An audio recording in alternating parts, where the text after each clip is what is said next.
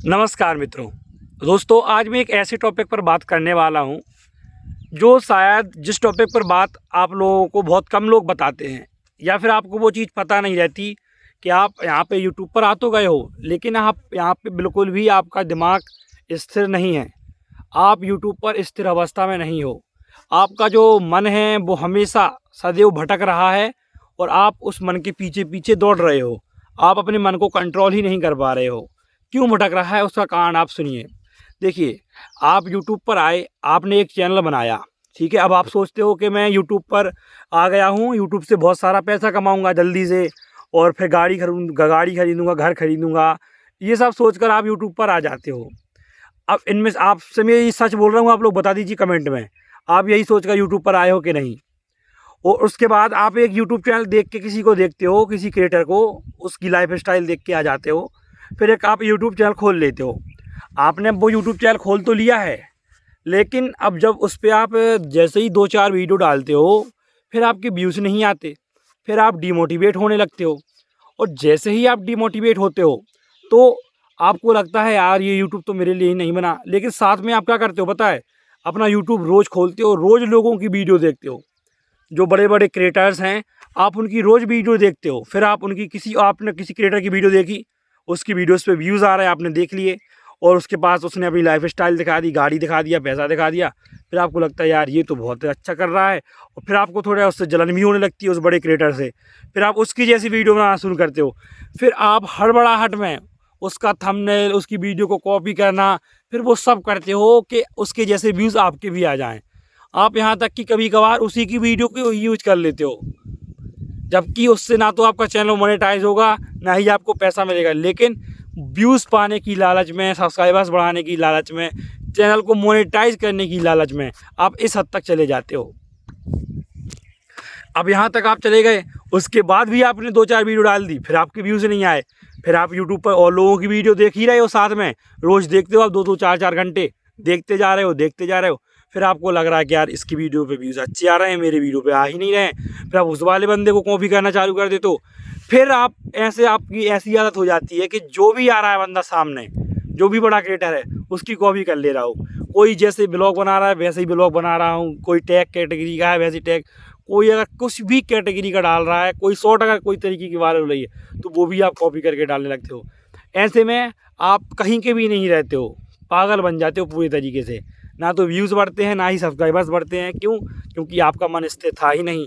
आप 17 जगह अपना मन लगा रहे थे कि ऐसे ही बना लूँ, ऐसे सब्सक्राइबर्स बढ़ जाएंगे, ऐसे वॉच टाइम बढ़ जाएगा। नहीं बढ़ेगा भैया, कभी भी नहीं बढ़ेगा, लिख के ले लो।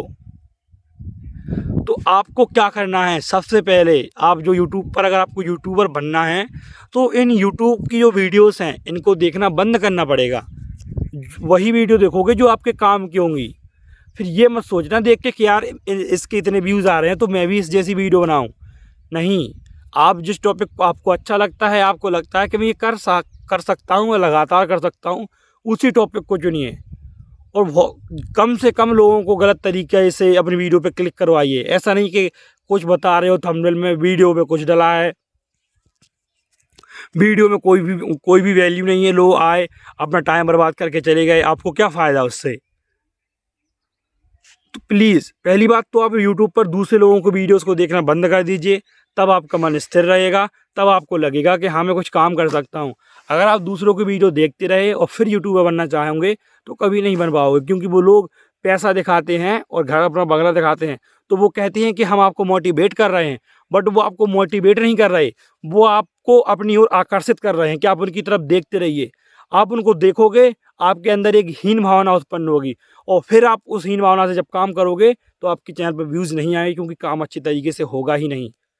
क्यों नहीं होगा? क्योंकि आप उसको देख रहे हो, आपके मन में ये लग रहा है कि यार देखो ये कितना पैसा कमा रहा है, ये क्या कर रहा है, तो आपका दिमाग हमेशा उसी की तरफ रहेगा।